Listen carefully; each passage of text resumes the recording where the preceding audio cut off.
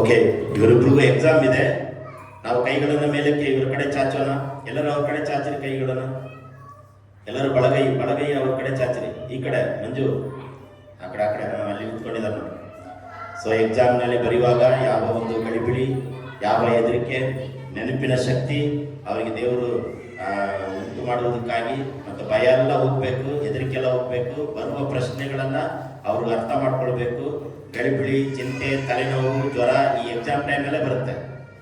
So ಅದಕ್ಕಾಗಿ ಬರಬಾರ್ದಂತೇಳಿ ನಾವೆಲ್ಲರೂ ಪ್ರಾರ್ಥನೆ ಮಾಡಿಕೊಳ್ಳೋಣ. ಪ್ರೀತಿ ಸ್ವರೂಪನಾದ ದೇವರೇ, ನಿನ್ನ ಆಲಯದಲ್ಲಿ, ನಿನ್ನ ಸಭೆಯಲ್ಲಿ, ಸಬ್ಬತ್ ದಿನದಲ್ಲಿ ನಿಂತು ನಾವು ಪ್ರಾರ್ಥನೆ ಮಾಡ್ತಾ ಇದ್ದೇವೆ.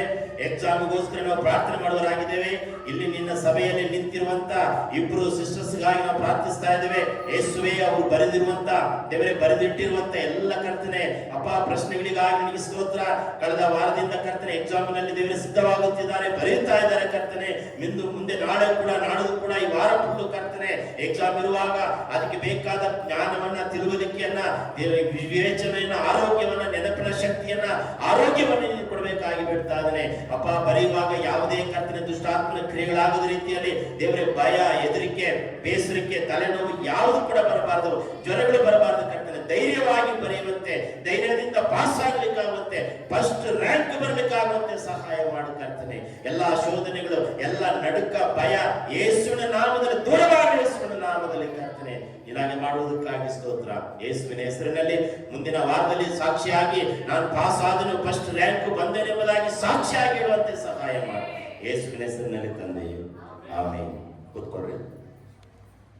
ಅದೇ ರೀತಿಯಾಗಿ ನಮ್ಮ ಮಧ್ಯದಲ್ಲಿ ಜೆರೆಮಿಯಲ, ಒರಿಜಿನಲ್ ಹೆಸರು ಜೆರೆಮಿಯಲ, ಜೆರೋ.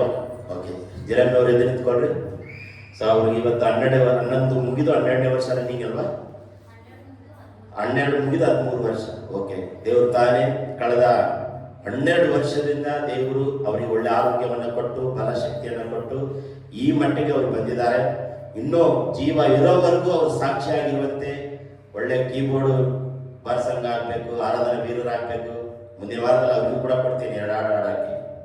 ಸೊ ನೀವು ದೇವರು ಅವರಿಗೆ ಒಳ್ಳೆ ಜ್ಞಾನ, ಬಲ, ಶಕ್ತಿ ಕೊಡುವುದಕ್ಕಾಗಿ ಉತ್ತಮವಾದ ಆರಾಧನಾ ವೀರನಾಗಬೇಕು. ಅಲ್ಲರಿಯ ಅವರ ಕಡೆ ಕೈಯನ್ನು ಚಾಚೋಣ.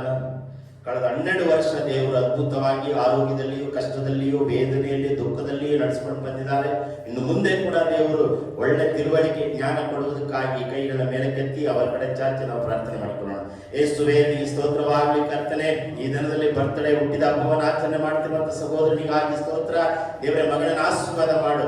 ಕಳೆದ ಹುಟ್ಟಿದ ಅಂದಿನಿಂದ 12 ವರ್ಷಗಳ ಕಾಲ ಅದ್ಭುತವಾಗಿ ನಡೆಸಿದ್ದಿ, ಅತಿಶಯವಾಗಿ ನಡೆಸಿಕೊಂಡು ಬಂದಿದ್ದೆ ಕರ್ತನೆ. ಇನ್ನು ಮುಂದೆ ಕೂಡ ಜೀವ ಇರೋವರೆಗೂ ಸಾಕ್ಷಿ ಆಗುವಂತೆ ಸಹಾಯ ಮಾಡು. ಉತ್ತಮ ವೀರನಾಗಿ, ಆರಾಧನಾ ವೀರನಾಗಿ, ಪ್ರಾರ್ಥನಾ ವೀರನಾಗಿ ದೇವರೇ ಅವರನ್ನು ಬದಲಾಯಿಸಬೇಕಾಗಿ ಬಿಡ್ತಾ ಇದ್ದೇನೆ. ಸ್ಕೂಲ್ಗೆ ಹೋಗುವಾಗಲೂ ಬರುವಾಗಲೂ ಜೊತೆಗಿರೋ ದೇವರೇ, ಹುಡುಗರ ಜೊತೆ ಆಟವಾಡುವಾಗಲೂ ಜೊತೆಗಿರೋ, ಎಲ್ಲ ಆಪತ್ತುಗಳಿಂದ ತಪ್ಪಿಸಿ ಕಾಪಾಡು ಕರ್ತನೆ. ಕೆಟ್ಟ ಹುಡುಗರ ಸಹವಾಸವನ್ನ ಬಿಟ್ಟು ಕೆಟ್ಟು ಹೋಗದೆ ಒಳ್ಳೆ ಹುಡುಗನಾಗಿ, ಯೌವನಸ್ಥನಾಗಿ ಬೆಳೆಯಬೇಕಾಗುವಂತೆ ಸಹಾಯ ಮಾಡು ಕರ್ತನೆ. ಮಗನನ್ನ ಅದ್ಭುತ ರೀತಿಯಲ್ಲಿ ಆಶ್ಚರ್ಯ ಪಡುವ ಹಾಗೆ, ತಂದೆ ತಾಯಿಗಳ ಮಾತನ್ನ ಕೇಳುವಂತೆ, ಸಭೆಗೆ ಬರುವಾಗಲೂ, ಸಭೆಯಲ್ಲಿ ಕುಳಿತು ಆರಾಧನೆ ಮಾಡುವಾಗಲೂ ಒಳ್ಳೆ ಆಶೀರ್ವಾದವನ್ನ ನೀನು ಕೊಡು, ಒಳ್ಳೆ ಬುದ್ಧಿಯನ್ನು ಕೊಡಬೇಕಾಗಿ ಬಿಡ್ತಾ ಇದ್ದೇನೆ ಕರ್ತನೆ. ಮಗನನ್ನ ಆಶೀರ್ವದಿಸು, ಬಲಪಡಿಸು. ಯೇಸುವಿನ ಹೆಸರಿನಲ್ಲಿ ತಂದೆ, ದಯಮಾಡಿ ಕೂತ್ಕೊಳ್ರಿ.